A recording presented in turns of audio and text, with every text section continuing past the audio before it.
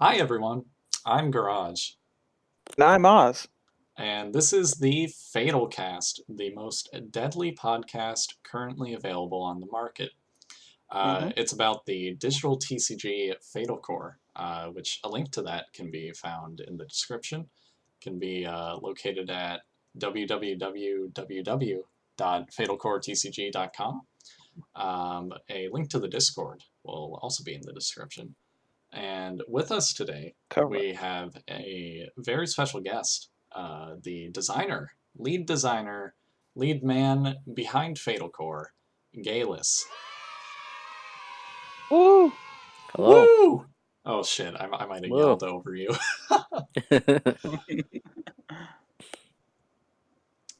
for joining us in the episode 2.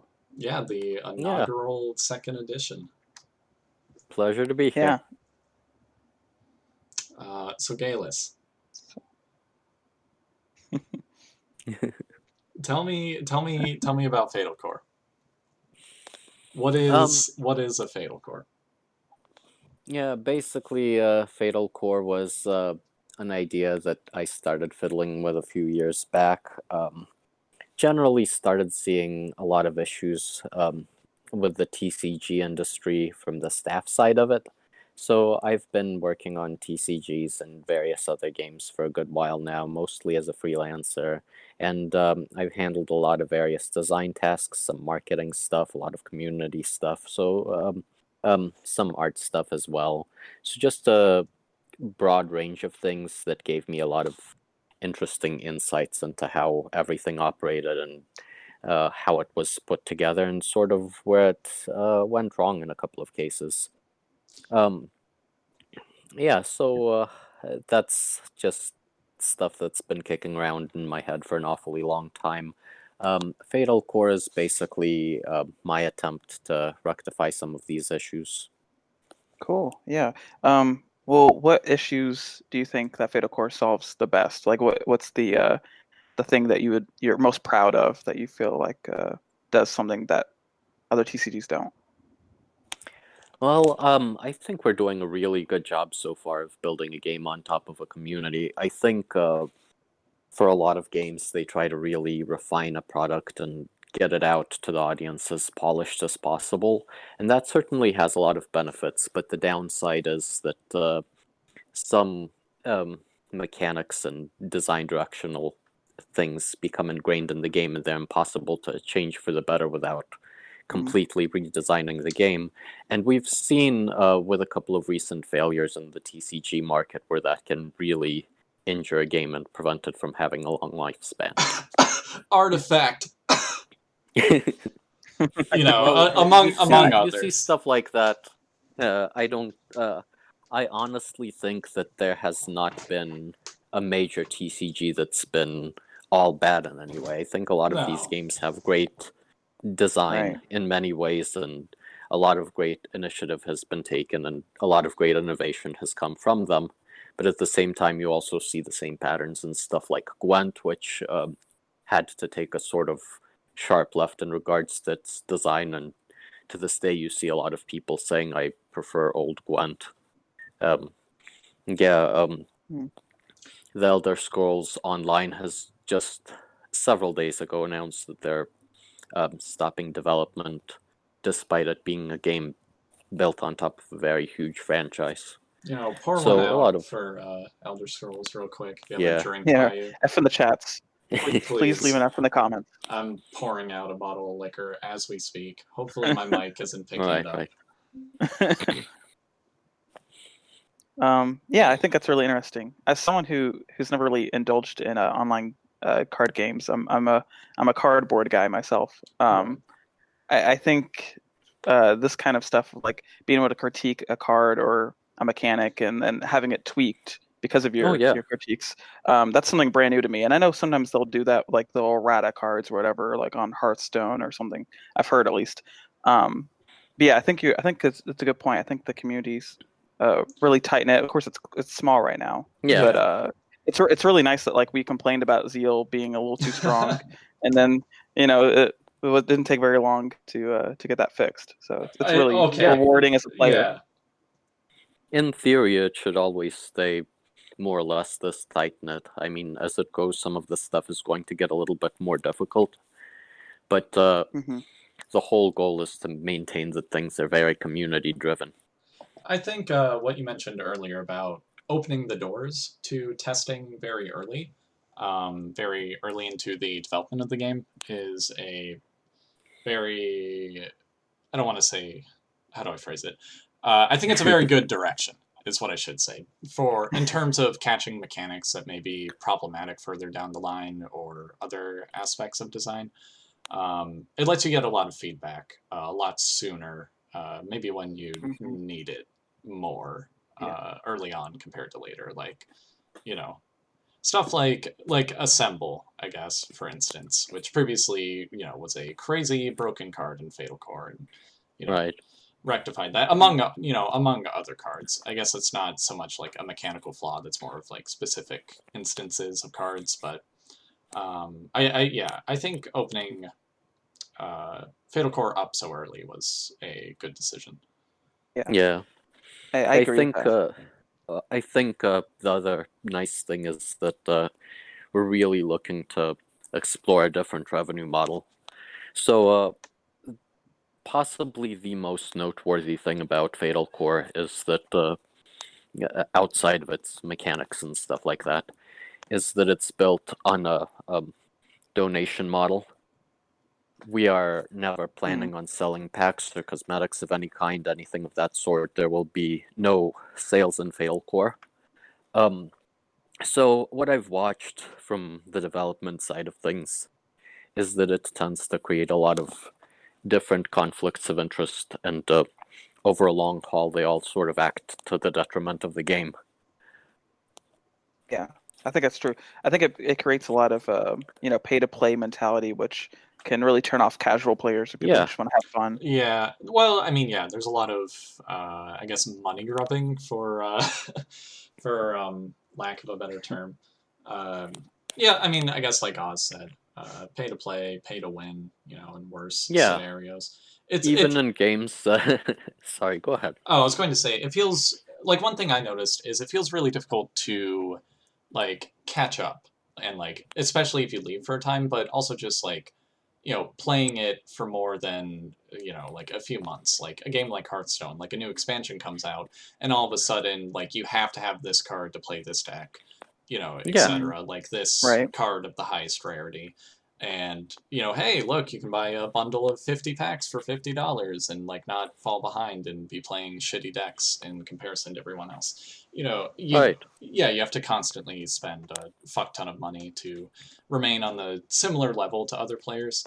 I think maybe it's less of an issue if you play more casually, but even then, like if you want to try out like a lot of the fun decks, like a lot of the time, like those cards are rare or expensive, and so it becomes very costly for sure. Yeah. So when you're Yeah. talking about a AAA card game like Hearthstone, um, you generally have a small team of people at the very least who are analyzing how all of these sales incentive are going. It's essentially the game's job to serve as a vehicle for sales. Right. So that really creates a big conflict of interest. You have a bunch of guys that want to make sure that you're having fun and yet that you're always tempted to make the purchase. Game Mm. mechanics and general game experience are all sort of skewed to accommodate that. If the game's not working as a good vehicle for sales in this model, it fails. So, aside from that, there's also a very natural, almost formulaic thing that happens. As the game progresses, there are a bunch of people who are willing to spend a lot of money on it, and a bunch of people who are not. So that division just widens and becomes much more prominent over time in every way. Eventually, players who are not entrenched lose interest in competing with players who are entrenched. And when that happens, the players who are entrenched feel like they've met their goal. They have a superior collection, they don't really have a huge incentive to keep buying. So at this point, whatever team is working on creating these sales incentives has to work much harder to keep goading them into buying cards for another couple of years. And The revenue stream generally goes downwards at this point. There's no complete recovery once the entrenched players and the players that don't spend a lot aren't on a competitive level anymore. Right. I never really connected those dots. It makes a lot of sense. I feel like that's probably I would assume that's why power creep is so such a exactly. big issue. Exactly. I was going to say, Ghelas, you sound like you've seen a lot. You've been through a lot. You sound like a war veteran. And yeah. I've honestly been a huge fan of the genre for as long as it's existed, and I've worked in it for a while, and I've tested any card game I can get my hands on and tried to kind of analyze how things work out. And it's very obvious when you start seeing these patterns over and over again. Yeah. Well, I think it's really awesome that you've taken the first step and tried to create something, which I think is going really well so far. Yeah, thank you. Yeah, I mean, thus far it has been it's definitely circumvented a lot of those issues thus far. I'm excited to see how it goes into the future. Like how Fatal Core will function with a larger player base. Right. It's exciting to be a part of, for sure. Yeah. Mm-hmm. Yeah. And I think again, go ahead. I didn't mean to cut you off. I just wanted to circle back to a point that Garage made a long time ago, which was that the fact that like you're in beta and you're basically letting people test for you instead of making assumptions and making permanent cards that won't be changed or altered. It's you don't have to hire people to test for you. We're like an eager community that's more than willing to try out cards or right. and see what works and what doesn't. And of course with the Patreon, you can even test early cards that aren't out, and you're actually getting people paying you to test cards for you, which I think is really cool because a lot of people like to do that. And the game's making some money, and people are getting to do something that I think they like to do. So it is kind of comical when they say it like that. Yeah, well, yeah, I'm thinking like, damn, I'm paying to be a beta tester. Damn. No, I think it's an interesting situation because really it gives the players more of a bonus. Everybody's beta testing the game on roughly the same level, and we don't have like any kind of NDA out on this stuff. Some people are just going to have a chance to see stuff in a more raw form, but not in any way that gives them any kind of advantage, and they're absolutely free to spread this knowledge around and share this knowledge with players who aren't able to put into Patreon in the same way. So right, I think, I think it's just a little bonus, basically. So, pretty cool. Yeah. Is there another point you want to make? Or, go ahead, Crush. Okay, Ghelas, can I put you in the hot seat? Sure. Okay. Point blank, like no skirting around the topic, no talking around it, just telling it like it is. What's your favorite flavor of ice cream? My favorite flavor of ice cream, God. This is difficult. I'm not that much of an ice cream skirting. guy. Just shoot. Yeah, don't start talking around it. Don't be diplomatic. We just the people need to know. Yeah, I mean, I haven't really prepared for this particular question. Damn. Totally caught off guard here. Yeah, I don't have a good answer to this. I very rarely Geez, I'm imagining you're looking at note never cards. Eat ice cream. All right. Well, okay. I'll just shoot and say vanilla. Yeah. I don't know. Like, I'll eat just about anything. I'm pretty omnivorous in general. Okay, let it be known that Ghelas will consume any flavor of ice cream you send him. Yeah. Right. Comments below, comment down random flavors of ice cream, and Ghelas will eat it and let you know what he thinks about it. Yeah, live. Right. Yeah.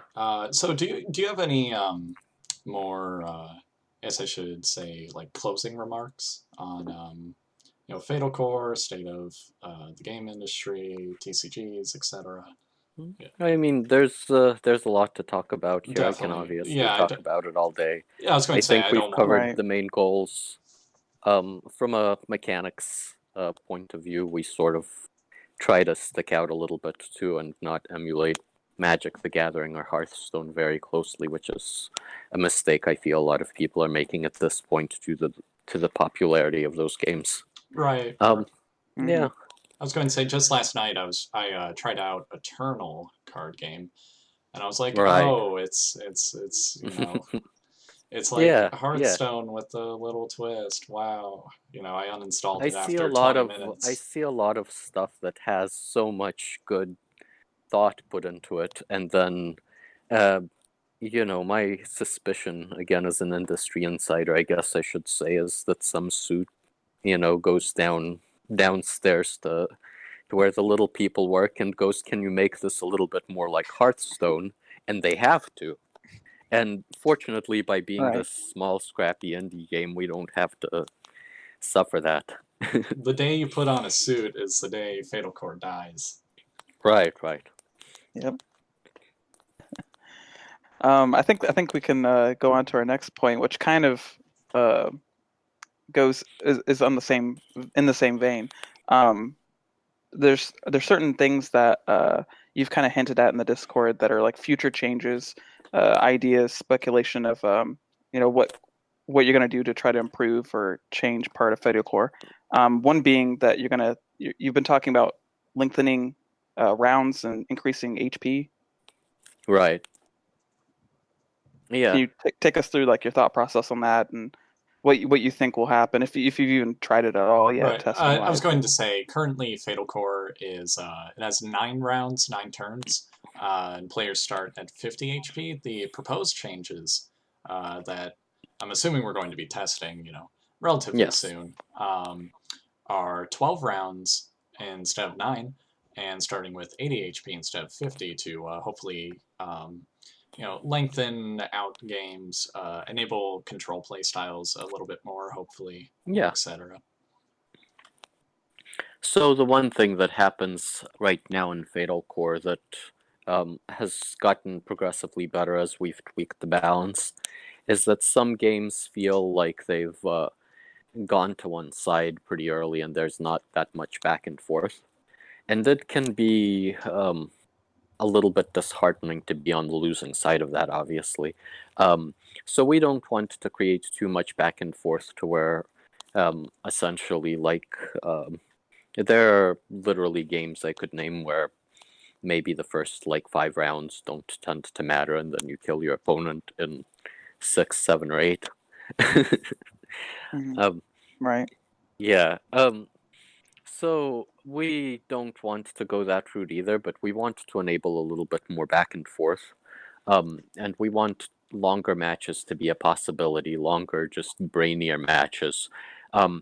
And to that end, when we test these changes out, we're also probably going to release a couple of cards that have a little bit more of a capacity to help a player come back from a loss, at least in some Oh, partial way, to Mm. help clear a lot of corpses off the board, potentially to help kill a couple of creatures at once, to help put some board presence on.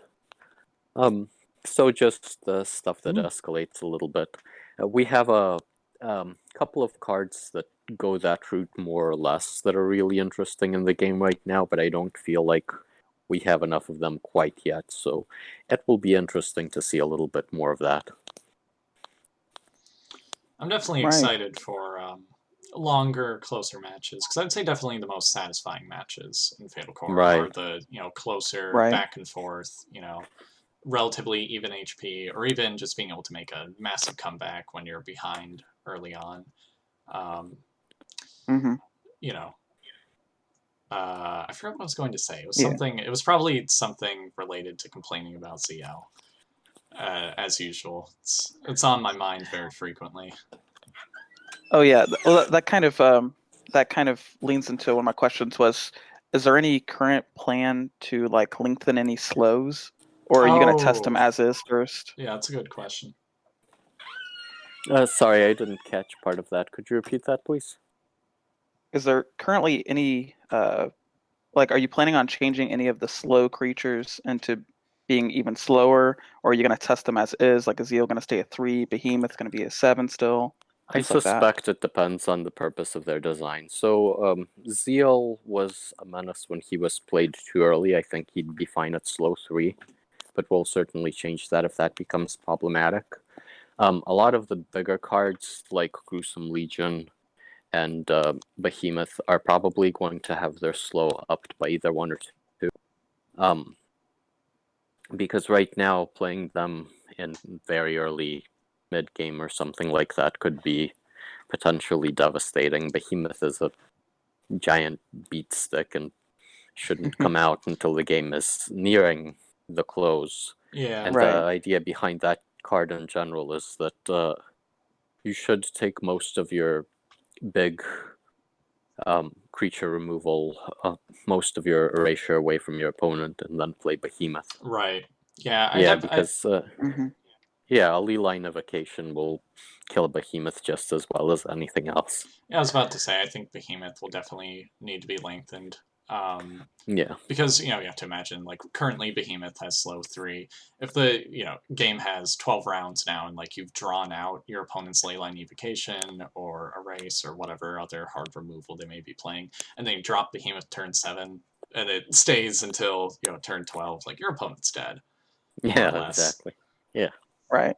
So we're definitely going to be mindful, and we're probably going to introduce a couple of more cards with slow, in order to sort of facilitate comebacks. We want a nice gradient of cards that come out in mid and late game, without having to resort to any kind of mana cost mechanic. Right. It's currently I think one of the better strategies is just kind of like going all out early game, and because it's short enough that you can do that. That is a struggle I think Control has, is like if they don't have a good turn 1, that's really rough for them to come back because they're a slow burn deck anyway. Yeah, you want to try and... So yeah. Oh, sorry. I was going to say, you want to try and get stuff that sticks on the board early. Stuff like Callous Mage is, of course, a really great opener in just about every lead. Whether you take more HP with Joanne, maybe more attack with Prisoner or Jetto, his effect goes off even once. Like, you're in a pretty solid position. Maybe he dies to, like, a scatter shot, but you're equal on board then, more or less. Dream Sequence Beta, it sticks 2 solid token creatures on board. I see a lot of players, especially some newer players, make the mistake of not trying to get on board early, and that really sets you behind for the rest of the game. Because if you... Yeah, very much so. If you get a creature on board turn 1, and it sticks around for 3 turns, like, it is paid off over the course, it's paid dividends over 3 turns. It's hit your opponent 3 times. Absolutely. Compared to if you play like a low impact spell turn 1, and then a low impact spell turn 2, while your opponent just smacked you 2 times, like, you're probably pretty far behind. So miscellaneous advice from Garage: play creatures that do things. Right. It will help. Yeah, so it's very much that. Early game is about both controlling your opponent's board while building your own. If you just control the opposing board, then you always are taking the bigger risk than the other player is. Right.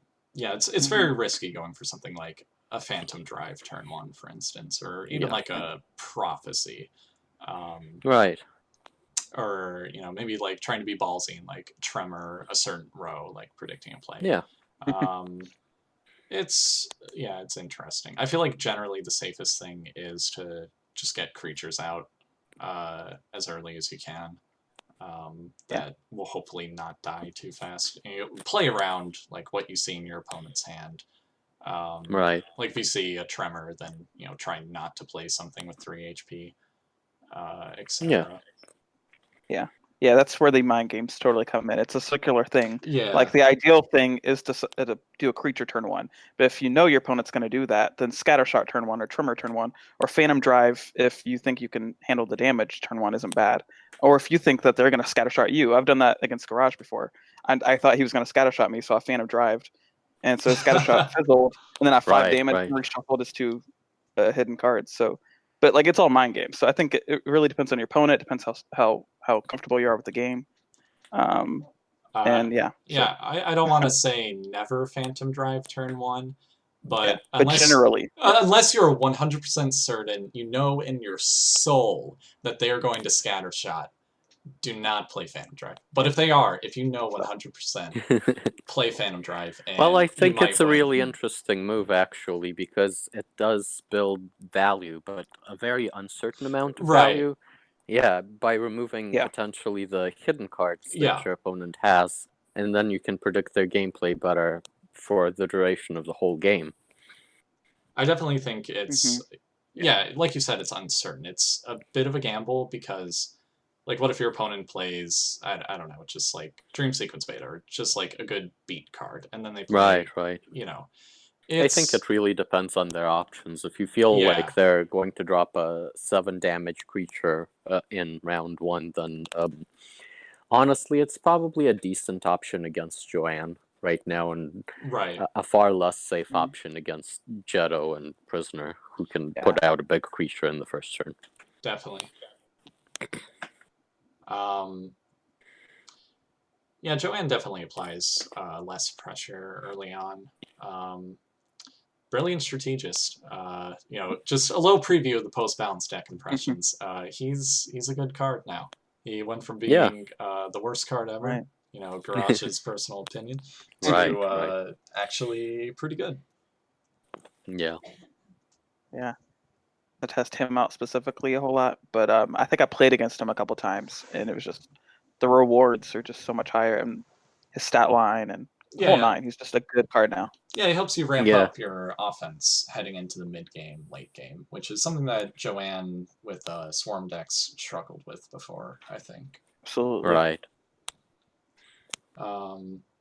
Okay, well, back to the HP round changes speculation. Oz, Oz, tell me. Yes. Yes. What do you Okay. how do you feel? How do you feel about big HP, big round? I think I like it. I am not gonna lie. I'm naturally a person who doesn't like change. Okay. To a fault. I will 100% admit that. So the fact that I'm already used to how the game functions, it irked me a little bit. But like, there's no logical reason for me not to like it. I think it makes sense. I think it enables comebacks, which I like. I hate losing a game if I didn't establish an amazing board by like turn 3. That's because I build bad decks. But nevertheless, I mean, it allows more slow burn decks to play. Slow burn, as in they take a long time to set up. yeah, I think it helps that. I'm hoping we'll see more Joanne with increased HP Mhm. round changes, because I think one of her issues is that she's very slow in comparison to Prisoner Right. and Jetto a lot of the time. Yeah. Or at least with like Defiant Wisps and Spirits, because they have low stat lines. But Yeah. if you can make it to the mid game, if you can survive, a lot of her like killer cards are now set up. Cards like Absolutely. Inspire or Brilliant Strategist, etc., which can now capitalize on all the tokens you have. Compared to Jetto, which has like fast acceleration but low top speed. Like you play Dream Sequence Beta, you get 2 solid tokens immediately, but Jetto doesn't have a lot of ways to buff them. So Right. yeah, I'm hoping to see more Joanne with higher HP rounds. Yeah, I think we'll see me just too. a more balanced approach to the game in general. I've also seen a couple of players playing Prisoner decks. Prisoner's probably the most popular character in the game Yeah, currently. I would say so. Yeah, I'd agree. I think it's largely just due to the aesthetic and the yeah, that's sort of suggestion that she has a more cruel, controlling, aggressive kind of style to her. But what I see with a lot of players who aren't too advanced in the game is that they're actually good at controlling the board. They get a lot of stuff going. They get some interesting plays out, and then they're just not able to capitalize on that because the game ends. They actually get ahead in terms of board, and then the game is over by the time they start coming back. Yeah, I've noticed that as well. Right. You can play removal every turn, but that kind of falls off if you get hit a few times. You make it to turn 9, and like your opponent has a board full of corpses, but they're also up by 20 life. But with 12 rounds, you got 3 rounds to hit them. Yeah. And now you can do it with Behemoth and whatever else you have up your sleeve, which your opponent might not be able to remove so easily, especially if you're utilizing that mana magnet space. Yeah. Yeah. It's going to be a great change, a great right step in the right direction. It might be great. Let me say that. Very skeptical, I know. Well, I mean, I wouldn't say I'm skeptical. I'm just okay. Yeah, I would say you're I'm skeptical about that. I am hella skeptical. It might totally ruin Fatal Card. It probably won't be like that. That's fine. It's more like I'm interested to see like how we'll have to adjust slow cards. And, right. Will I Joanne? mean, I think. Yeah, the thing to focus on is that we're just testing this, and we don't know where exactly we'll land yet. We're just trying to see what feels good for everybody. So obviously, if it's too much, or if it deforms the meta way too much, despite a couple of cards being added that sort of play more into that high round dynamic, then we're just going to revert to something maybe in the middle, or maybe even the game the way it is now. Right. I think that's a great approach. Yeah, definitely. Testing it and then adjusting as needed, like based on feedback. Precisely. Yeah. It'll be interesting for sure. Hopefully, double Behemoth becomes meta at last, just like in my dreams. Too. So I've been waiting. So. Well, actually, I only have one copy. I got to get a second copy. So recently, special promo card. Just in time for Christmas, Santa's Little Helper, the Hound of... don't kill me if I mispronounce this. Topanga. Good enough. So this card is actually being given out to all players who log in between Christmas and I want to say the 1st of January. Yeah. So, hopefully this podcast goes up before then so we can get the word out. Maybe if you haven't logged in yet, but free card. And Oz, what are your opinions on this card outside of the art being adorable? So yeah, I've talked about this a lot in the Discord, and I really do like the card. I just come off a little harsh, I guess maybe. Okay. I think you're cushioning the blow. I think for sure. Yes, I am. Because I'm afraid of what Ghelas is going to say. But it's okay. I'm wavering between talking just total shit about the card and being honest with my opinions. No, feel free to talk shit about it. Okay, that card fucking sucks. It's the worst card printed. The stats. Look at fucking Caillou, Callous Mage. Now look at the art. The only reason why people play is because of the art. Stats are mediocre. Fuck the effect. The effect never goes off. If you play Trance of Rage, you're a nerd. No, I actually think the card is decent. I'm sorry for cutting you off, Oz. Go on. No, it's okay. You basically literally read my mind. I don't know. But yeah, I think his stats are good. He has I believe it's like jury stats. It's also Callous Mage stats. Like 4/5. So it can survive a scatter shot, which that standard you don't need to hold up anymore since it's unique. But I'm still old enough of a player to still think that about cards. But yeah, I think 4/5 is a good stat line. I've literally tried to get him to resolve, and he hasn't. I've seen Ghelas do it. I know it's possible.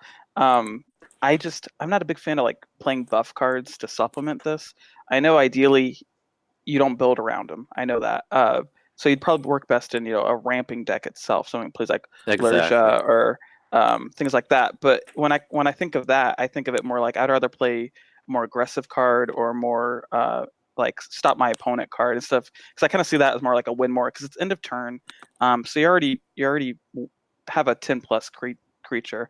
And if you're confident enough to play Hound, then that means they most likely used Erase or used Leyline Evocation. Because you're not going to buff up this guy and then play Hound and hope that they don't erase it. Like I don't know. That's just my 2 cents. Again, I think I could be very wrong. It could be amazing. And with the additional turns and additional HP, I think he only gets better. So I don't know. I think he's solid like a 7 out of 10. He's not promo. Dude, you're being generous. Okay. My thought process was definitely that I wanted to make a cool promo card, but I also didn't want to have to change this card the second we went to a higher number of turns. So he's designed maybe a little bit more around the 80 turn or 80 HP 12 turn game, and I do think he'll shine. So my personal deck that I really enjoy him in is very much a ramp deck, and it features almost no spells except for Maddening Might and a couple of outrages. It is, of course, a Jetto deck. So the interesting thing about this deck is that most of the creatures ramp. Alicia's in it, and not having a lot of spells means that it does not get shut down by Prisoner very easily.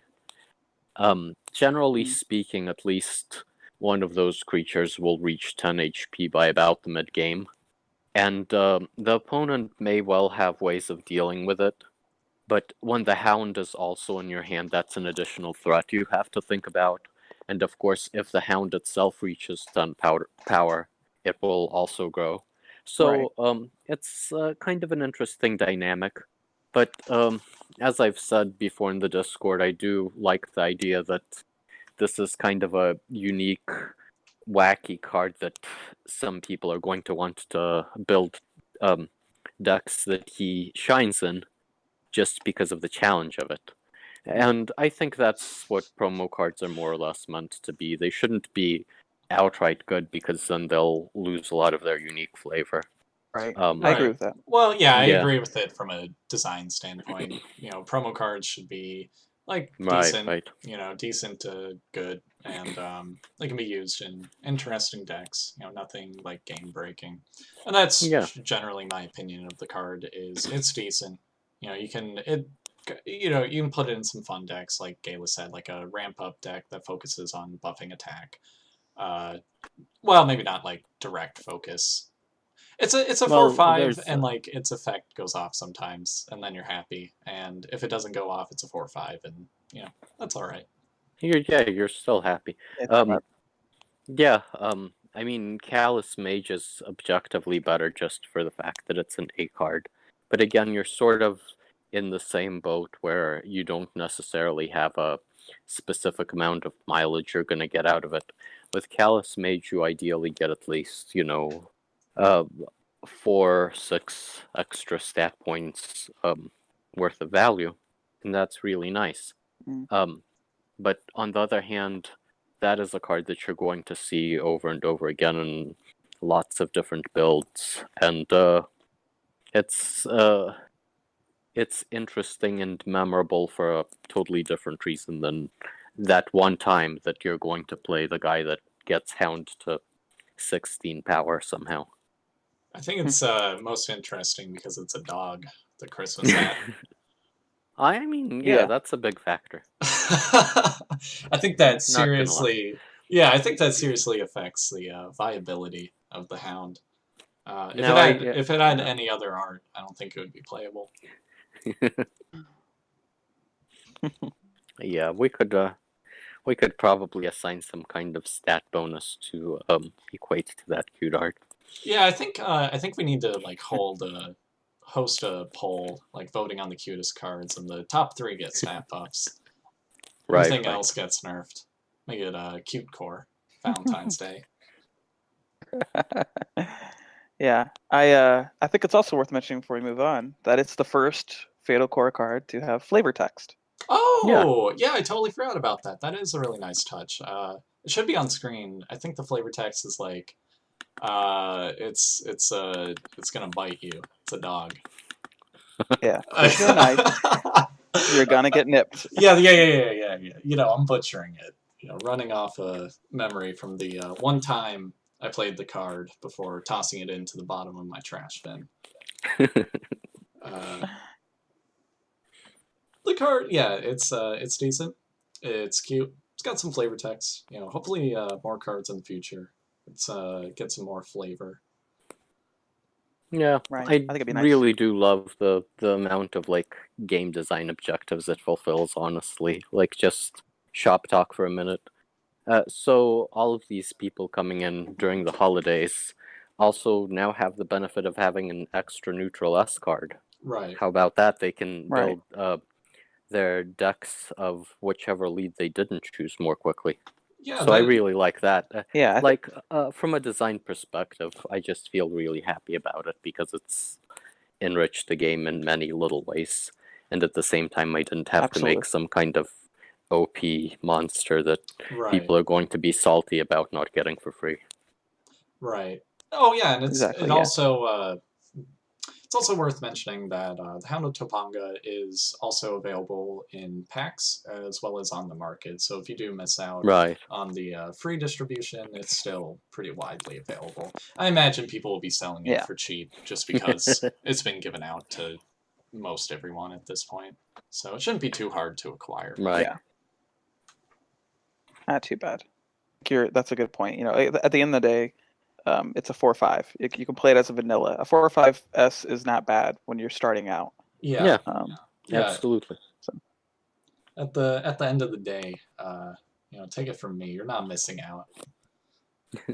I mean, I'm talking a lot of shit, but like, it's yeah. Right. It's a neat card. I didn't think about it fulfilling that objective of letting people build decks sooner for other leads. It's good that it's so flexible compared to Shrine, he's flexible, but he has a weird effect. He's not he's a pretty unorthodox card compared to Topanga, or Hound, which is a lot simpler to play. You know, it has good stats. It has an effect that's very clear and obvious. Yeah. Yeah, it's a really good starter card, I think. Definitely. Oh, are we gonna see it as a starter card every deck? Well, not necessarily, but I do think it is really good for a player that's just starting out and getting acquainted with the game. It's not a card that they're going to regret slotting in. Yeah. Like, for example, if you start a prisoner lead, you are going to get Gerda as one of your starter S cards, and she is really, really good. She's probably one of the best S cards in the game, honestly. But she is devilishly difficult to play, and that's not going to be something a beginner player is necessarily going to be easily grasping. It takes a certain amount of finesse to get the opponent to just the right board state to where she's going to benefit you every turn and not create some detrimental effect. So, yeah, this is a really straightforward card, and it teaches you nice things about the game. So, yeah, and again, it can be resolved in 2 turns pretty easily, assuming nothing kills it. You just have to play it on any kind of offensive space and then hit it with Maddening Might. So, it's not as tough as it seems. I think once we have like 250, 500 players regularly playing the game, we are going to definitely see that one guy that builds a wildly effective deck with it that's going to surprise everybody. I think that is not the most likely thing. But I am excited to see the meta diversify a bit with a wider player base. I do think we'll see players with. And actually, I should just say that I agree with you that there probably will be somebody who builds a pretty effective deck with Hound. Yeah. Right. Could be built into a good deck than Hound can. Yeah, Magic has a really nice theory. Magic the Gathering we're talking about here has a really nice theory about there being 3 types of players. That one type of player very specifically doesn't care about their win rate. They just want to overwhelmingly crush you like 1 out of 6 or 7 or 10 games with some crazy combo or something you never ever see in the meta, and that makes them happy, and they're good with that. Yeah. So yeah, that's generally who the promo cards are for. Oh, hey, that's satisfying another design thingy.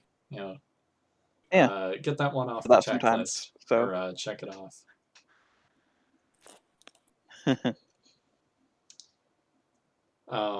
Cool. So, So, should we move on? well, first, Oz, I need you to give, well, Oz and Ghelas and myself, need you to give us all, to give Hound of Toh'Panga a objective numerical rating.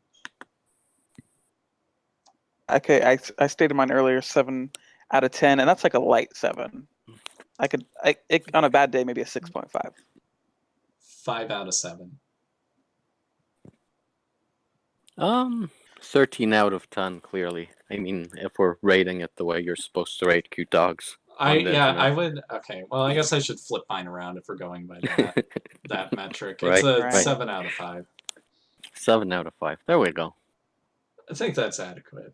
Let it be known that Hound of Toh'Panga, Quite pretty cute.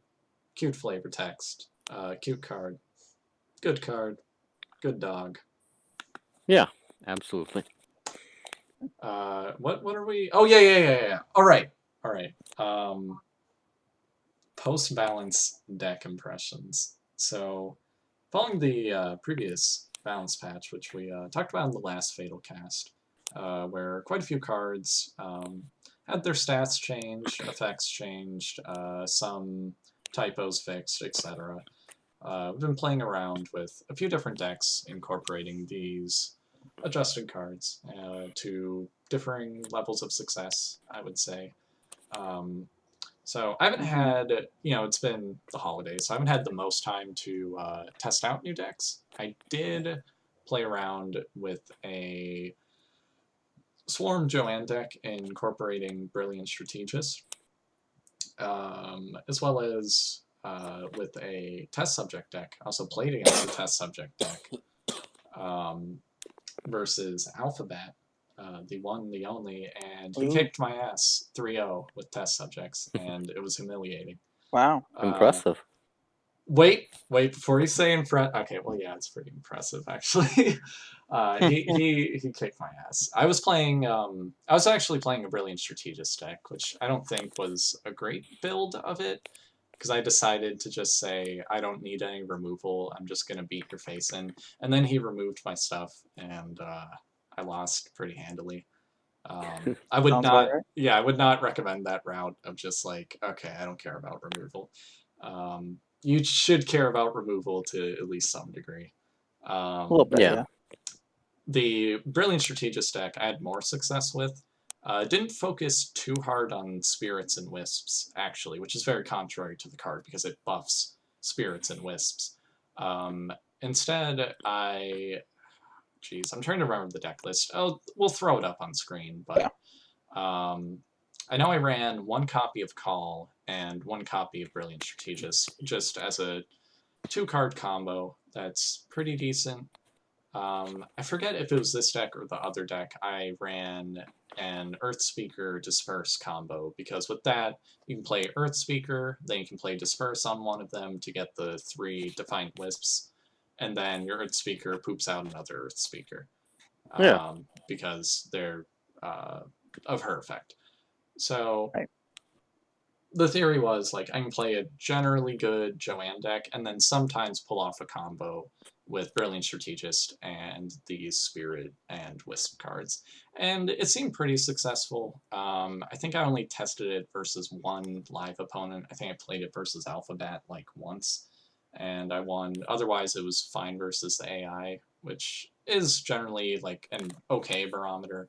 It's not perfect because the AI is sometimes dumb, or sometimes it's just a bad matchup for your deck.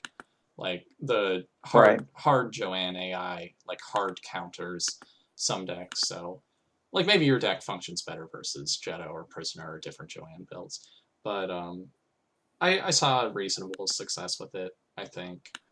Brilliant Strategist seems pretty good for allowing Joanne to really ramp up the damage heading into the mid game, because Wisps and Spirits do not apply that much pressure initially.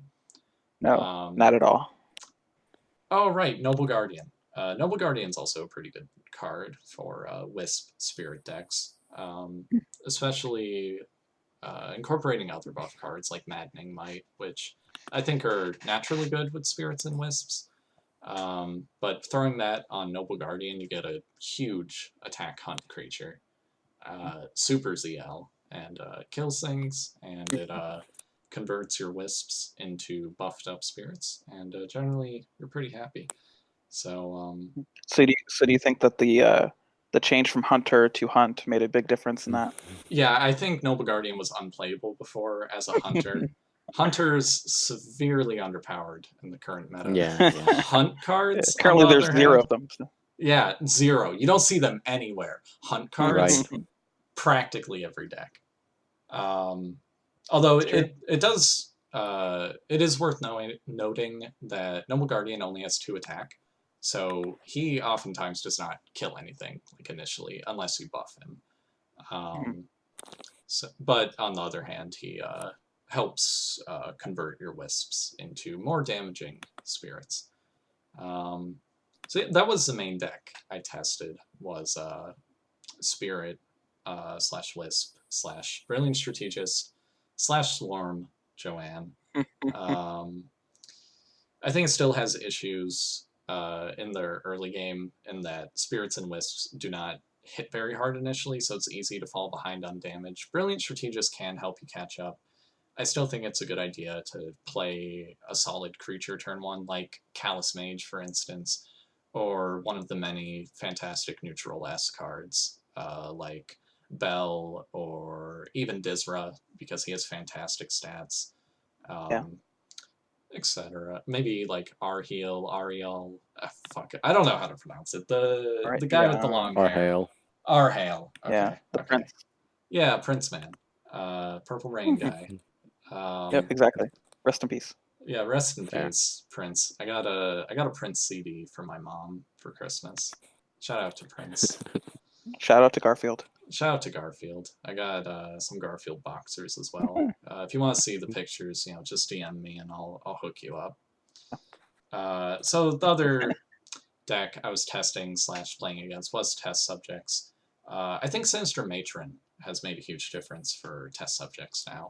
Giving Resolve 2 to an Alchemist Coffin or a Test Subject is fantastic because they're no longer killing themselves, at least as quickly.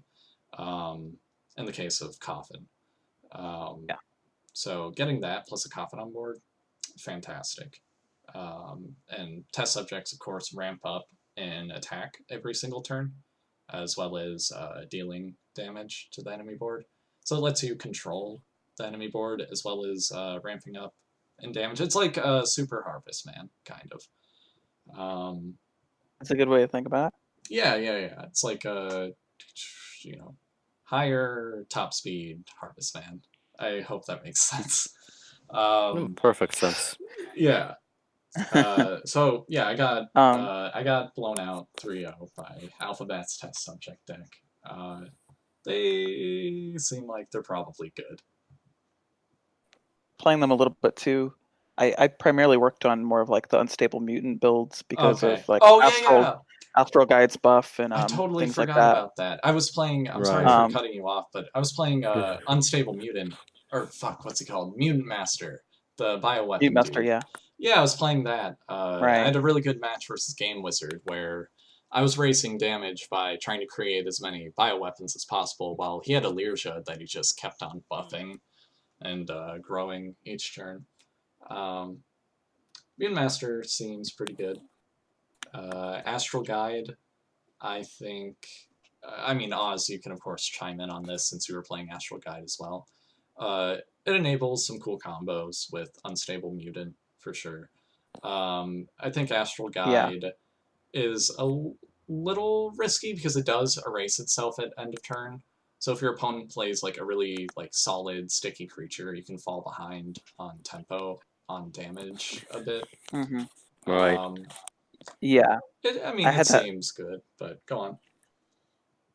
And it wasn't like an auto win. I really do like it turn 1 because it's a pretty safe option. Yeah. And you want to do it early because you want to start getting momentum as soon as possible. But he'll poke for 4, then erase. The problem I saw was if they play especially a beta, then so they're already outnumbering you. Then you erase yourself, and then if you're ideally playing Unstable Mutant, there's a chance he's just going to erase one of the tokens, which is good, but still, like, they're gonna have 2 more creatures on board. So it isn't like an auto win or anything, but I really think it's a cool like 2-card combo. I had Unstable Mutant resolve like 3+ times once against the bot. Again, it's a bot, but slow seving like a Bell and a Shrine Servant and stuff was really cool. It's pretty bad after turn 7, but by then my plan was to put Dizra in the same column and to give it Mana Magnet, and then hopefully he'll just erase himself. And to speak of Dizra, I think even Astral Guide into Dizra is not a bad option. I've done that before if I just want something big. I think that is the ultimate anti-tempo option. Because you play Astral Guide and it erases itself. Then you play Dizra, it gives himself Mana Magnet, then your opponent kills it. I say That's that, but true. well, that's one of Dizra's strengths as well, is that he forces your opponent into playing a Mana Magnet. I feel if he gives him, or he forces your opponent into playing a spell if he gives himself Mana Magnet, which that can be very valuable because that means you can play something safely. For instance, like you almost know what your opponent is going to do. Blindly do that. That is a good point. I think the only time I had real success was against like a heavy creature deck. Yeah, because like then they really can't afford to just waste a spell. Yeah.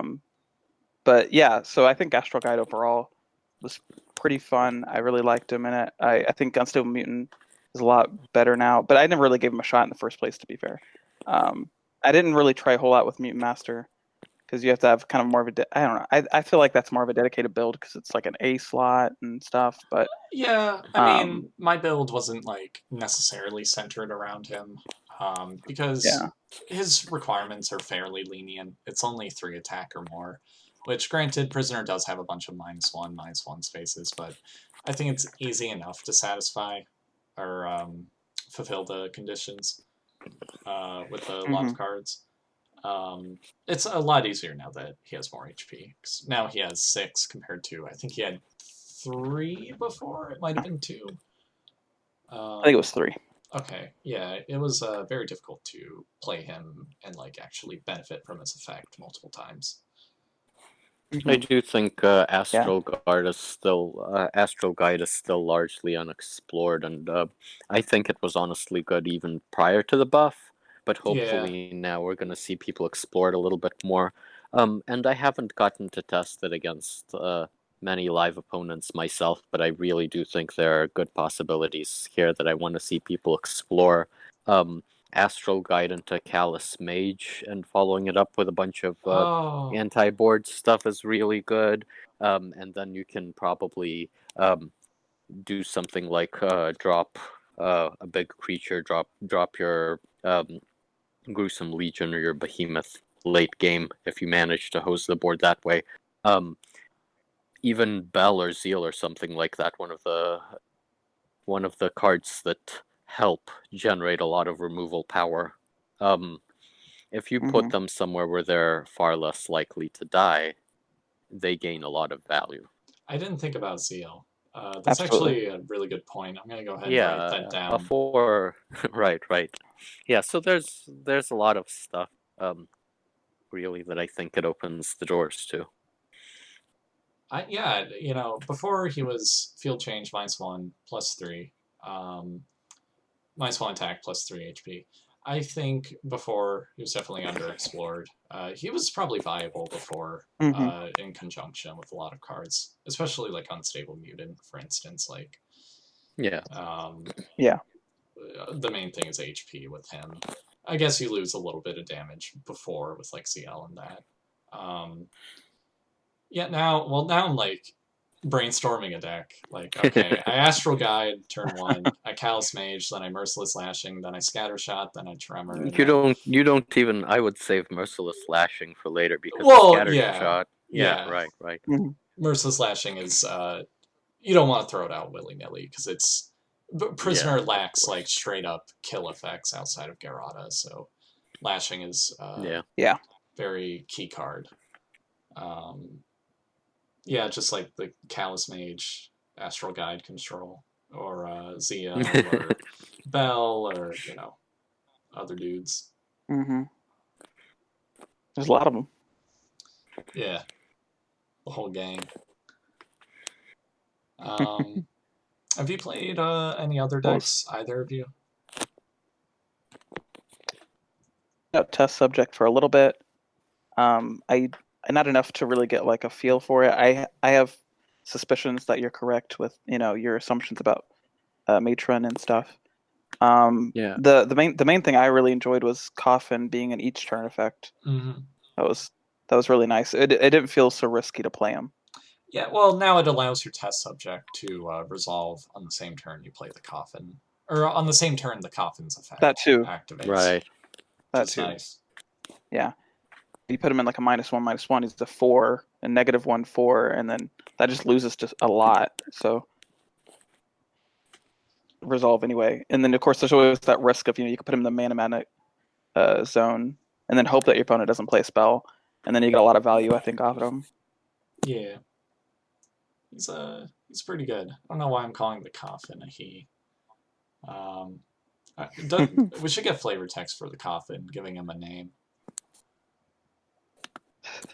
Jasper. I don't know.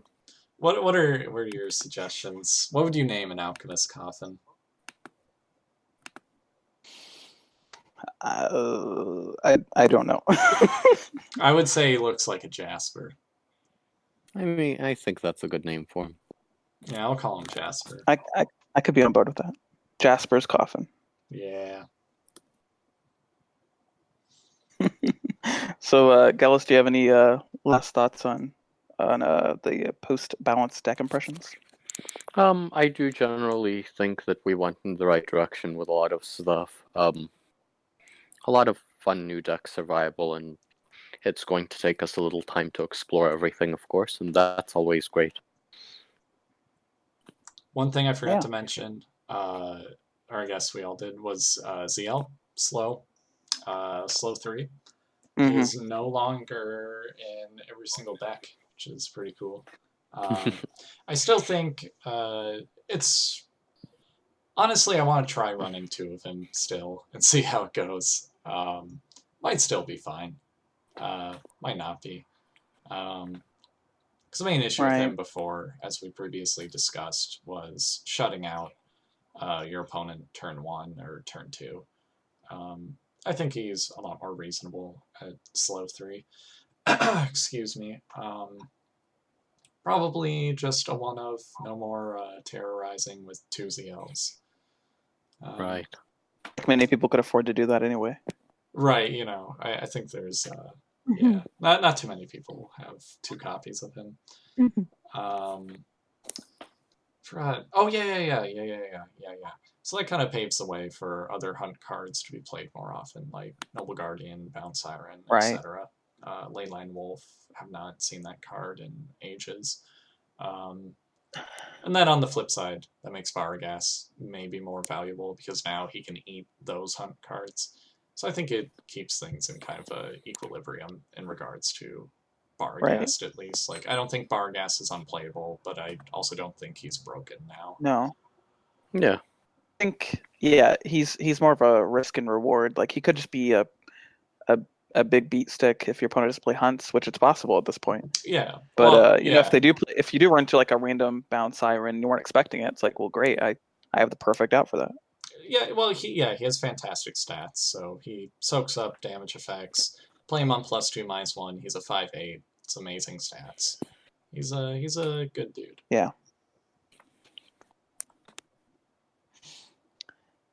Yeah. So overall, I think they were improvements to the game. Yeah, I think overall they were pretty positive. Nothing seems broken at first glance, which is always a good sign. Right. I did not see Noble Guardian terrorizing the Fatal Core universe, which is good. The change from Hunter to Hunt. I don't know. Ghelas has that one build that's pretty mean. I believe that has Noble Guardian in it. Oh, yeah, I saw you guys talking about that. I didn't get the chance to spectate it.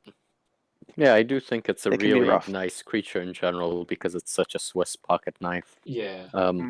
In addition to being able to start softening up your opponent's creatures for spells or maybe expert spell thief or Alchemist or whatever else you want to play. It does have a whole lot of HP if you play it into a +2 space. So yeah, it's just naturally very tanky, and it's going to make it hard for your opponent to maybe kill any of your creatures by turn 2 or 3. Absolutely, I think it's definitely hasn't got enough attention. It's a really good card. Yeah. Yeah. He's a first dog in the game technically, behind Hound of Toh'Panga. That was like a lion. It's, close enough. I'm starting to think you just hate animals. I do fucking hate Noble Guardian, and I absolutely cannot stand Hound of Toh'Panga. So you're not very far. What other animals are there in Fatal Core? I don't know. That's a good question. Leeline Wolf is a massively underrated card that never gets like any play whatsoever at this point. Yeah, I hate that card. Yeah, Leeline Stag. I don't know. I'd have to think about it. Yeah, that deer. I hate deer. Just in general. I think their horns are stupid. I think everybody in the Midwest feels the same way about deer. If I had $1 for every single time I nearly got my car totaled by a deer, I'd be a very rich man. Right.